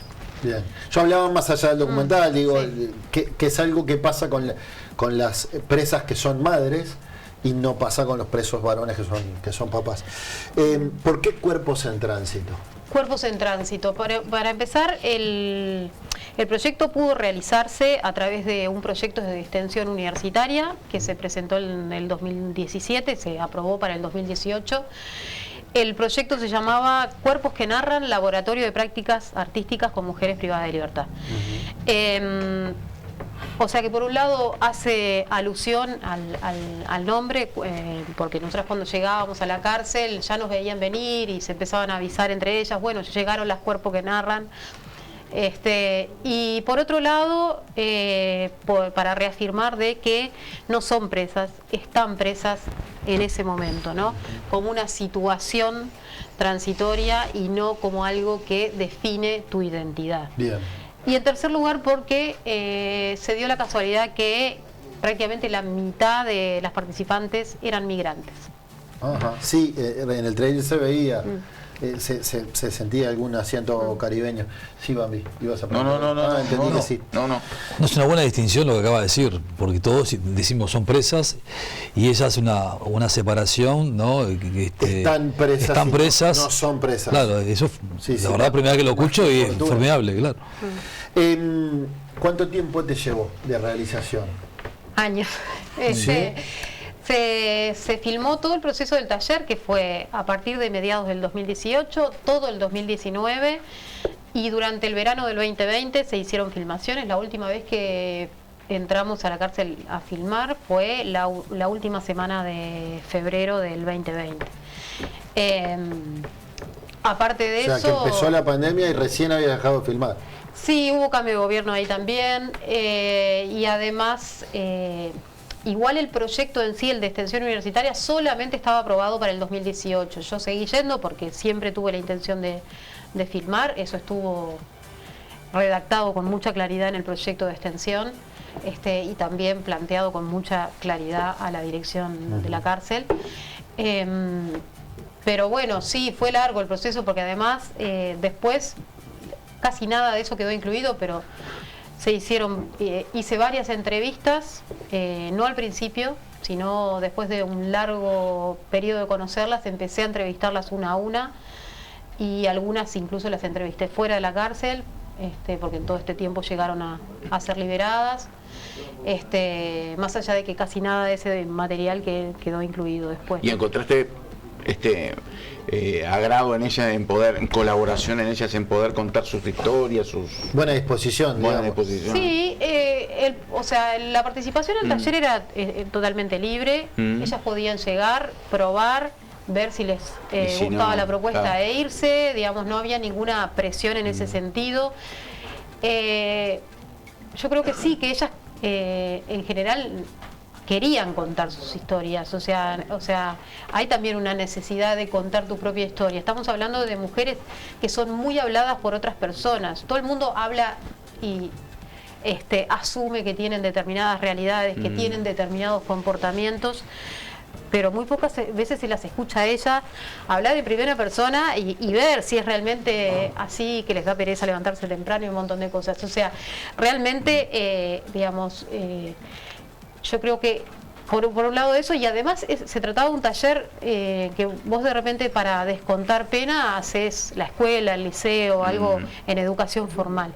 Esto era educación no formal, era un taller, digamos, a nivel de descontar pena no le servía de mucho. O sea que eso, por otro lado, daba la ventaja de que el compromiso de las que participaban era mayor.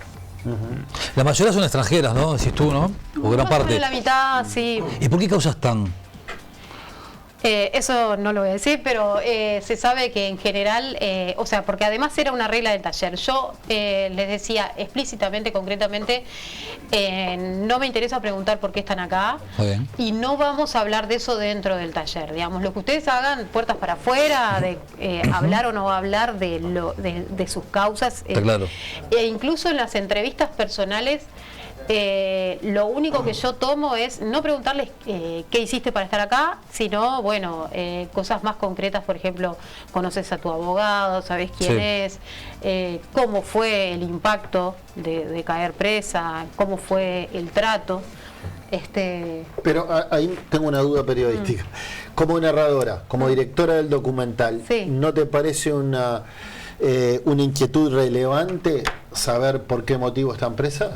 Y de cara al espectador, a quienes vean la película, ¿no te parece una información relevante? No, de repente sí, si yo fuera socióloga o estadista... O periodista.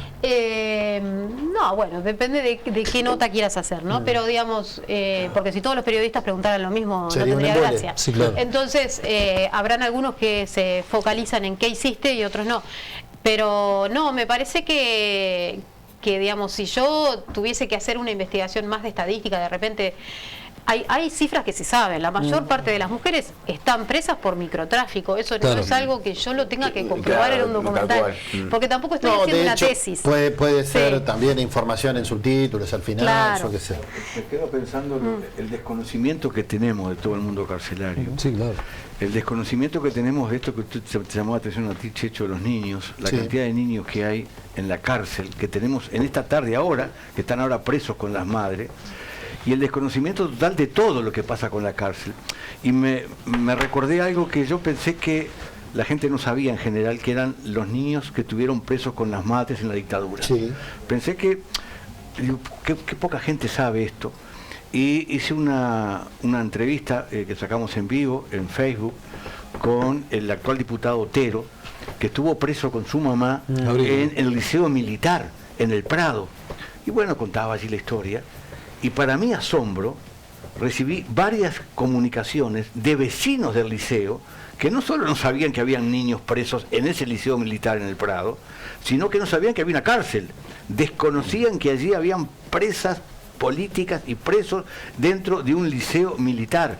El desconocimiento que tenemos hasta hoy de aquel pasado reciente, pero también de este presente, cada día con más mujeres presas, absurdamente, la mayoría por cosas ridículas, por querer entrar a la cárcel un poquito más de marihuana que la que venden en la farmacia legal. Un absurdo total que tiene que ver con la LUC.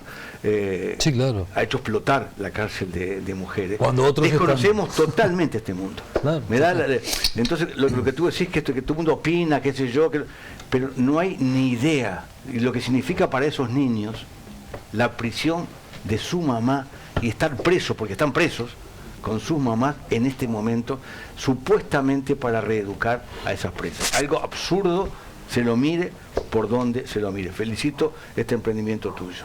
Muchas gracias. A mí, o sea, principalmente también esto de no enfatizar en que estar presa te define claro. Completamente, más allá de que marque tu vida. Claro. Eso obviamente una experiencia tan fuerte y tan traumática, Claro. porque la cárcel traumatiza, obviamente es algo que te marca. Pero estamos hablando de mujeres que tienen trayectorias de vida muy duras. Múltiples, no una, múltiples violencias vividas durante toda su vida. Un acceso limitadísimo a lo más esencial y básico. Hace un rato acá hablaban de la importancia de ir a la escuela. Bueno, sí, pero antes, o sea, yo para poder sostener la escuela tengo que poder comer, Claro. tengo que poder acceder a condiciones mínimas, dignas de vivienda, porque si no, no me voy a poder concentrar en la escuela. Claro. Entonces, digamos, creo que todo eso hace que determinadas personas, porque además, ¿quiénes son prisionalizables? Eso deberíamos preguntarnos también, porque también estamos hablando de una clase social, digamos, en un montón de situaciones, otra persona no caería presa. No. Por cometer delitos mucho peores. Claro, de hecho le decía a Alberto cuando él estaba hablando de que tenemos ejemplos en Uruguay de presas que están hoy en un loft, ¿no? en un penthouse en Punta del Este por haber hecho estafas millonarias, ¿no? Sí. Entonces ahí están esas asimetrías con lo que estás diciendo. ¿Qué denominador común encontraste en esas historias? En las decenas de mujeres que entrevistaste, ¿hay un denominador común en lo narrativo? Bueno, el denominador común es el género, justamente, la violencia de género, el mandato de género, de los cuidados, por ejemplo, de los cuidados. O sea, ahí sí hay una gran diferencia entre ser un varón que está preso o una mujer que está presa. Las mujeres sufren muchísimo el distanciamiento con sus hijos, la rotura muchas veces, porque muchas veces no tienen la suerte o la posibilidad de que les lleven a los niños a la visita, ¿no? Los niños que salen en el documental son los excepcionales, porque realmente, por ejemplo, los viernes, que es el día que las madres pueden recibir a sus hijos, son muy pocas las que reciben. Y después que también a nivel de subsistencia, de recibir insumos básicos, también el denominador común es que la mayor parte de ellas no recibe visitas. No recibe visitas, la mayor parte de ellas... Porque la familia la abandona. Ahí vas. O sea, hay de todo. Está el caso de parejas que, bueno, que sus parejas rehacen vínculos con otra pareja y demás. También hay casos donde ellas mismas verbalizan y lo dicen claramente, bueno, yo caí acá, olvídate de mí, hace tu vida, rehace tu vida. Que un varón no es capaz de decir eso, sino suele ser todo lo contrario, ¿no? Y además por la enorme conciencia que tienen del trabajo y el peso de los cuidados. Entonces, ellas saben que sus hijos están a cargo de una hermana, una madre, entonces no quieren aumentar ser una carga la más. carga. Bien. Sí. Victoria, ¿dónde la gente puede ver el documental? ¿Está en exhibición? ¿Está en cines? Está en Cinemateca actualmente. En Cinemateca. Hasta el miércoles seguro. Hasta el miércoles. Sí, es la segunda semana que y está es en cartel. importante enfatizar que los que estén mirando esta nota, estén interesados, vayan cuanto antes, porque es la forma de que se estire unos días más y esté más tiempo en cartel. Hay que apoyar al cine uruguayo. y más a un género del que se ven pocas pelis y cuando las vemos nada, nos hacen pensar, nos hacen reflexionar y nos cuentan historias de nosotros mismos. En este caso hay uruguayas y no uruguayas, pero son personas que están presas en nuestro país, y digo bien, que están presas, no que son presas. Que son presas, claro. Exacto. Así que Victoria Jiménez, directora de Cuerpos en Tránsito, Nos gracias. pueden seguir en las redes, Bien, tanto bien. Facebook como Instagram. A ver, ¿cuáles son las redes? Cuerpos en Tránsito, Instagram o Facebook, que ahí vamos a estar anunciando Bien. los diferentes lugares. Porque seguramente hoy de mañana puede estar en exhibición en otra, sí, en vamos otra a estar sala. en el interior y varias salas. Muy bien, Cuerpos en Tránsito, Facebook e Instagram. Ambas. Bien, gracias por esta charla. Bueno, gracias a ustedes. Presentó, a ver si DT Mudanzas. DT Mudanzas. La marca más elegida por los uruguayos para mudarse. Todos los servicios en un solo lugar. DT Mudanzas. Mudanzas, elevaciones, servicios para el hogar, armado, desarmado de muebles, desinstalación e instalación de artefactos y aires acondicionados.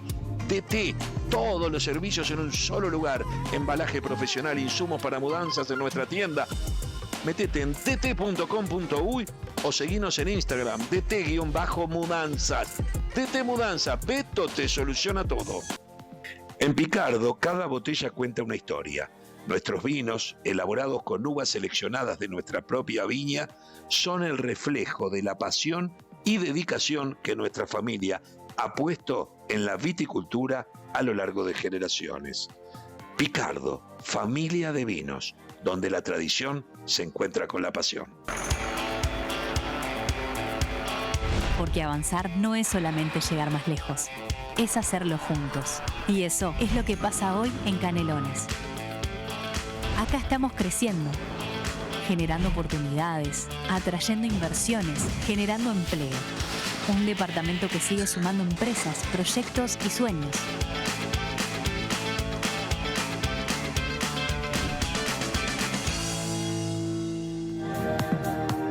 Bueno, y vamos a esta noticia. Se cumplen 2 años del lanzamiento del ferrocarril central y el presidente, Yamandu Orsi, participó hoy de las actividades realizadas por el aniversario. Esta noticia la presenta Automóvil Club del Uruguay. Sí, señor, porque en el Automóvil Club del Uruguay plantamos bandera con nuevas bases en Salto, Cerro Largo, Colón y Rivera para estar más cerca de vos. Con la membresía Acu Interior por 590 pesos al mes. Contás con asistencia mecánica y electricidad en pista, 25% de descuento en baterías Moura, 17% de descuento en seguros de Banco de Seguros del Estado y muchos beneficios más. Afiliate al 1707 Interno 2.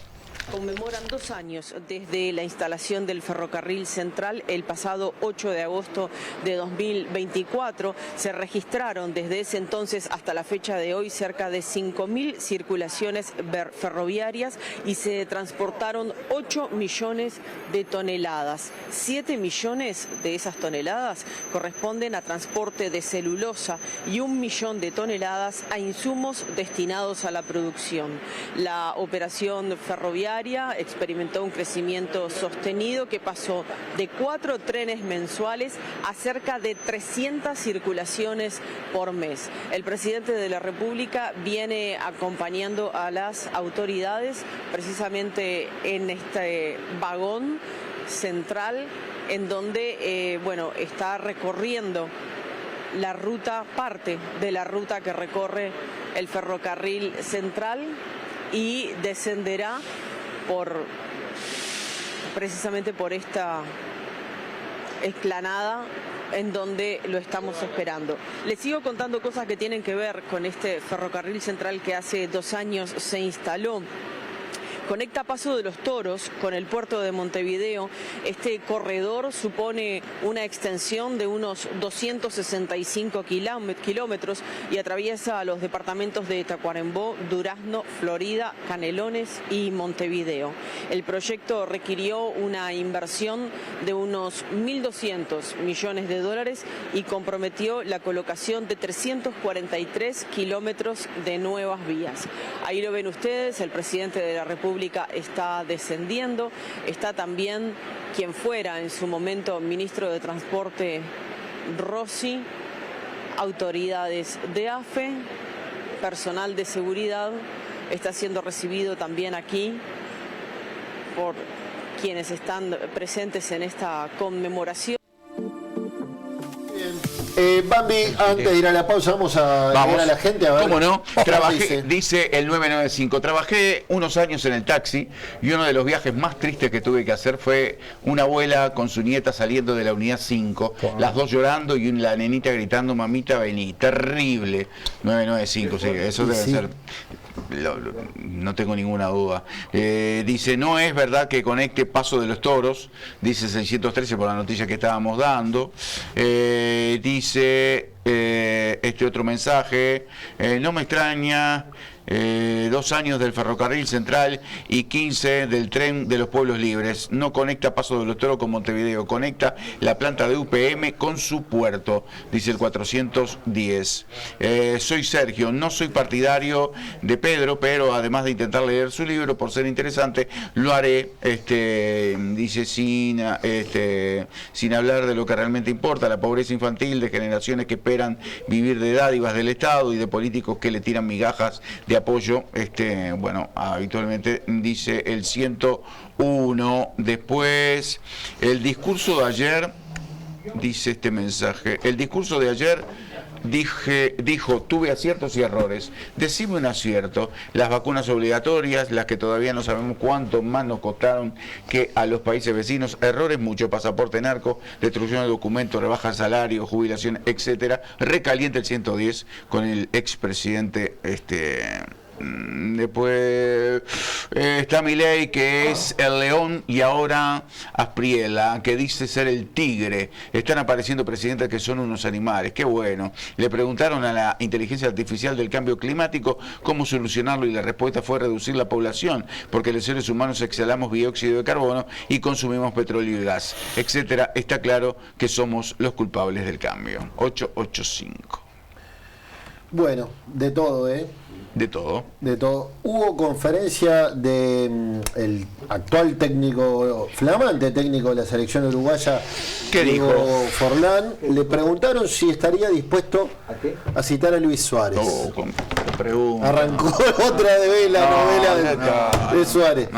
Dijo, tengo un cariño enorme por Luis, tenemos mucha confianza. Si él está seleccionable, es uruguayo. Tener a un jugador como Luis, con su experiencia, que tiene rol y lo sigue mostrando todos los fines de semana que juega, ¿por qué no? Eso se verá más adelante. Pero nadie va a discutir lo que es Luis. Si dijo eso, bienvenido sea.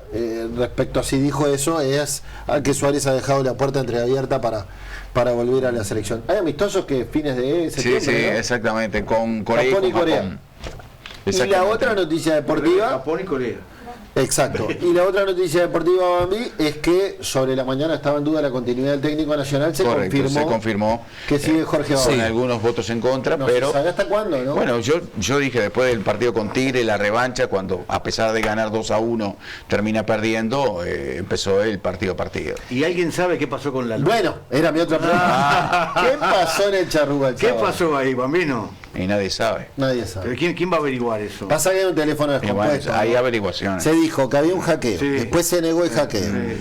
Que cuando se anuncia por los altoparlantes todavía no se había suspendido. Que cuando se toma, nadie sabe quién le dio la orden a la voz del estadio. Más allá de las especulaciones y es raro. Y esas conjeturas que se hacen, a mí lo que me parece más grave es que en un partido como el Charrúa, que además alberga el rugby, que nunca había tenido ningún tipo de problema, no tenga generador propio. Bueno, pará. A mí me llama la atención. El presidente el Estadio Centenario no tiene generador. El presidente Peñarol dijo que mandaron llamar un técnico propio, arregló todo, igual se suspendió rapidito y que después se quedó hasta las 10 de la noche y no se volvieron a pagar. Pero vio las asimetrías, en Villa Española tenemos generador. no tenemos luces, pero tenemos generador. La asimetría. Es increíble.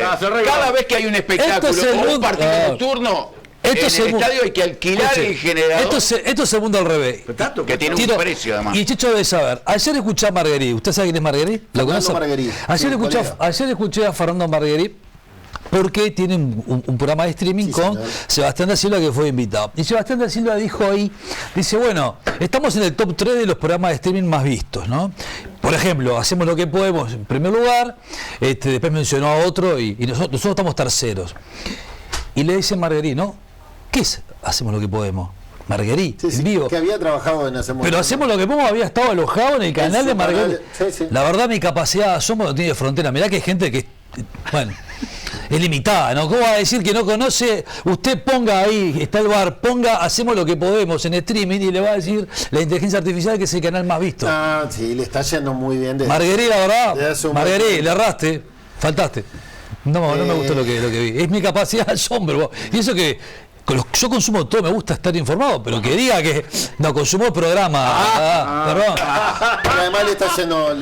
Pero ¿cómo va a negar cuando muy fue bien, hacemos lo que podemos desde hace años. Pero hacemos lo que podemos, estuvo alojado en el canal de Marguerite y Marguerite lo quiere ningunear. Por favor, somos chiquitos, nos conocemos todos. Nos tenemos que ir a la pausa, ya venimos.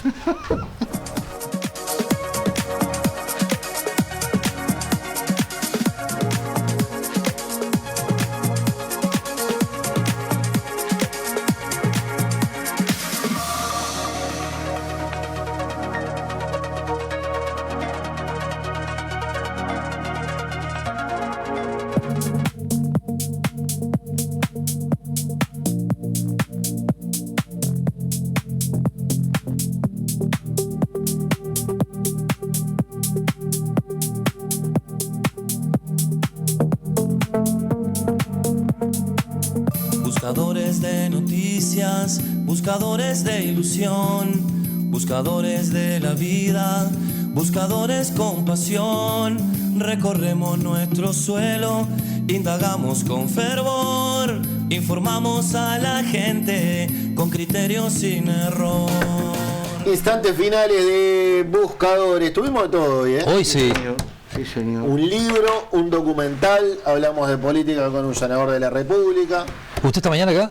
No, vengo el miércoles. Bueno, el miércoles traigo su remera, porque me acaba de decir acá el director Brian Ríos de que ya están pronto las remeras de más grandes, de Villa Española, así que se la voy a entregar. Bien, ¿con nombre y apellido? Sí, bueno, no sé. ¿Qué más querés? ¿Qué querés? ¿Querés que te la transpire también?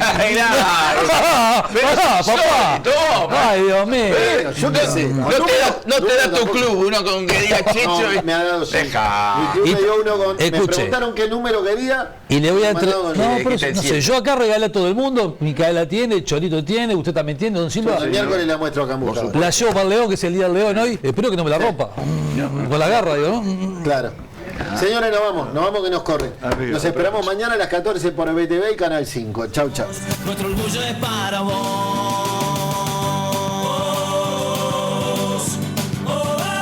Es para vos.